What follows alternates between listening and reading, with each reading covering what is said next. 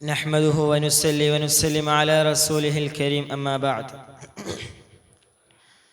സദസ്സിൻ്റെ ചെങ്കോൽവാഹകനായ അധ്യക്ഷൻ, മറ്റു എൻ്റെ സഹപാഠി സുഹൃത്തുക്കൾ, ഉസ്താദുമാർ, വിധികർത്താക്കൾ, ഏവർക്കും ഇസ്ലാമിൻ്റെ സമാധാന അഭിവാദ്യങ്ങൾ. അസ്സലാമു അലൈക്കും വറഹ്മത്തുള്ളാഹി വബറകാതുഹു. സമഗ്രവും സുസ്ഥിരവും സുതാര്യവുമായ ദർശനങ്ങളിലൂടെ മനുഷ്യനെ വഴി നടത്തുന്നതിന് സൃഷ്ടാവിനാൽ സജ്ജീകരിക്കപ്പെട്ട സംവിധാനമാണ് ഇസ്ലാം. ജീവിതത്തിൻ്റെ നിഖില നിമിഷങ്ങളിലും അഖില അർദ്ധ നിമിഷങ്ങളിലും വിശ്വാസി എങ്ങനെ പ്രവർത്തിക്കണമെന്നതിന് കൃത്യവും വ്യക്തവുമായ നിയമവും നിലപാടും ഇസ്ലാമിനുണ്ട്.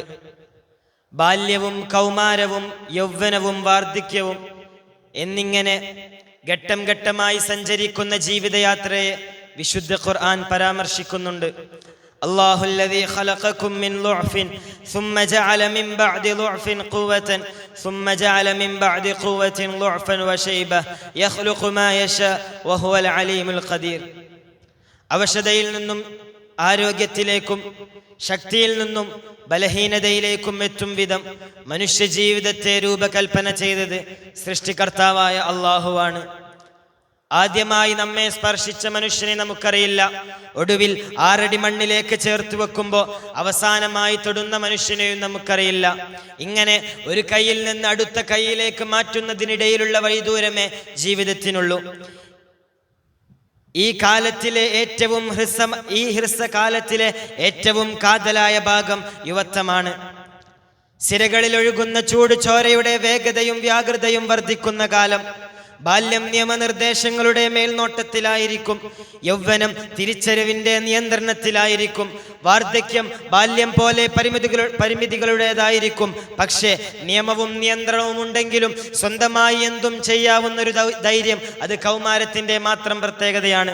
അതുകൊണ്ടാണ് പ്രവാചകർ പറഞ്ഞത്, ലാ തസൂലു ഖദമൽ അബ്ദി യൗമൽ ഖിയാമത്തി ഹത്താ യുസ്അല അൻ അർബഇൻ അൻ ഉംരിഹി ഫീമാ അഫ്നാഹു വഅൻ ശബാബിഹി ഫീമാ അബ്ലാഹു. ബഹുമാനികളെ, യുവത്വം നാളെ നീതിയുടെ കോടതിയിൽ ചോദ്യം ചെയ്യപ്പെടും.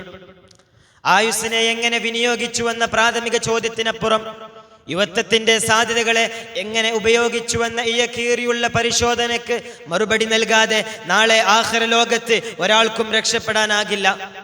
സൗഹൃദങ്ങളും സാഹചര്യങ്ങളും ചുറ്റുപാടും ചുറ്റുമുള്ളവരും തെറ്റുകളുടെ ചെറുതും വലുതുമായ വിവിധ വഴികളിലേക്ക് ക്ഷണിക്കുമ്പോൾ നൈമിഷികമായ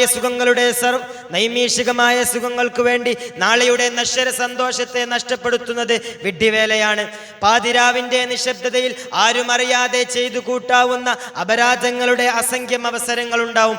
കൂടെ നിൽക്കാമെന്നും കൂട്ടിനുണ്ടാവുമെന്നും പറഞ്ഞ് തിന്മകളിലേക്ക് തിരിതെളിയിക്കുന്ന ബന്ധങ്ങൾ നാളെയുടെ നഷ്ടത്തിലേക്ക് ഹേതുവാകുന്ന ബന്ധങ്ങളാണെന്ന് തിരിച്ചറിയുക. പ്രായം പ്രേരിപ്പിക്കുന്ന അശുഭകർമ്മങ്ങളുടെ ഗൗരവത്തെ ഇതൊക്കെ സാധാരണ സ്വാഭാവികതയല്ലേ എന്ന് നിസാരവൽക്കരിച്ചുകൊണ്ട് നേടുന്ന നേട്ടങ്ങൾ ഓരോന്നും നഷ്ടത്തിലേക്കുള്ള അകലം കുറക്കുമെന്നതിനപ്പുറം പടച്ചവന്റെ പ്രീതിയും പൊരുത്തവും നേടുന്നതിന് തടസ്സം സൃഷ്ടിക്കുക കൂടി ചെയ്യുമെന്നത് അറിയാൻ വൈകുന്നത് അപകടമാണ്.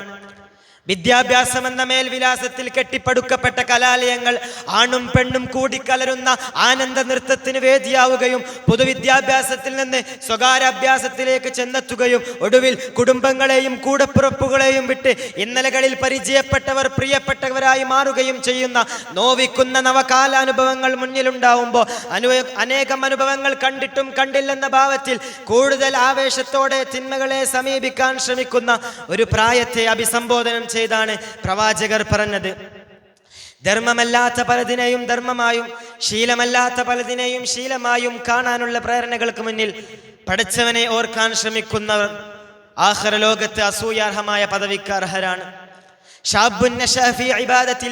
അധാർമികമായി പലതിനോടും പ്രണയം തോന്നുന്ന അന്യ സ്ത്രീയോട് അനുരാഗം അനുഭവപ്പെടുന്ന, കുറ്റത്തിന് കൂടെ നിന്നില്ലെങ്കിൽ സൗഹൃദം നഷ്ടപ്പെടുന്ന, തടയപ്പെട്ട സകല വികാരങ്ങളോടും വിധേയത്വം ആഗ്രഹിക്കുന്ന കൗമാരത്തിന്റെ കാലയളവിൽ പടച്ചവന്റെ പൊരുത്തത്തിന് വേണ്ടി നൈമിഷിക സുഖങ്ങളുടെ സർവ്വ വഴികളോടും നോ പറയാൻ സന്നദ്ധത പ്രകടിപ്പിക്കുന്ന അനുഗ്രഹീത പടപ്പുകൾ. യുവത്വത്തിന്റെ തുടുപ്പിലും പടച്ചവനോട് അടുപ്പം പുലർത്തുന്ന അനുഗ്രഹീതർ. ഇന്നഹും ഫിത്യത്തുൻ ആമനൂ ബിറബ്ബിഹിം വസിദ്നാഹും ഹുദാ. മതനിരാസവും ദൈവനിഷേധവും ട്രെൻഡായും ട്രെൻസിംഗായും മാറുകയും പുരോഗമനത്തിന്റെ പുതിയ മേച്ചിൽ പുറങ്ങൾ തേടി വൈദേശിക വേഷങ്ങളും ആശയങ്ങളും പ്രിയപ്പെട്ടതായി കൊണ്ടു നടക്കുകയും മതത്തിൽ നിന്ന് എത്രമേൽ അകലുന്നുവോ അത്രമേൽ അപ്ഡേറ്റ് ആയി എന്ന് കരുതുന്നവർക്കും വേണ്ടി ഖുർആൻ ഒരു കഥ പറയുന്നുണ്ട്. നഹ്നു നഖുസ്സു അലൈക നബഅഹും ബിൽ ഹഖ്. അക്ഷരക്കൂട്ടുകൾക്കപ്പുറം സത്യസന്ധമെന്ന് പടച്ചവൻ പറഞ്ഞ കഥ. മതനിയമങ്ങൾ പാലിക്കുകയും പിന്തുടരുകയും ചെയ്യുന്നതിന് തടസ്സം സൃഷ്ടിക്കപ്പെട്ടപ്പോൾ അത്രമേൽ പ്രിയപ്പെട്ട നാടിനോടും വീടിനോടും വിട പറഞ്ഞിറങ്ങിയ അക്കൂട്ടർ എണ്ണം പറഞ്ഞ യുവാക്കളായിരുന്നു.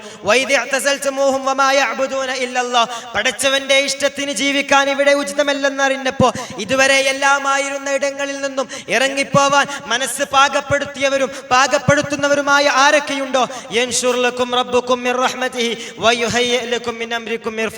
അവർക്കൊക്കെയും കളില്ലാത്ത അനുഗ്രഹങ്ങളുടെയും സുഖങ്ങളുടെയും പരിഗണനയുടെയും വഴികൾ സജ്ജമാക്കും എന്നതാണ് ഖുർആനിന്റെ പ്രഖ്യാപനം.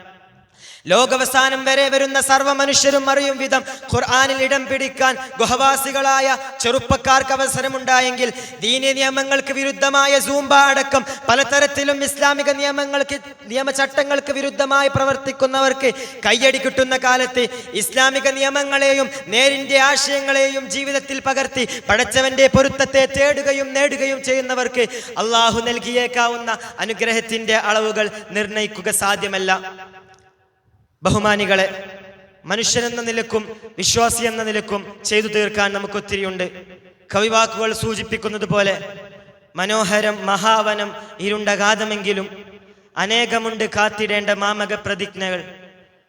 അനക്കമറ്റ നിദ്രയിൽ ലയിപ്പതിന് മുന്നിലായി എനിക്കതീവ ദൂരമുണ്ട് വിശ്രമം നടക്കുവാൻ. അല്ലാഹു അനുഗ്രഹിക്കുമാറാവട്ടെ. അൽഹംദുലില്ലാഹി അവ്വല വആഖിറ.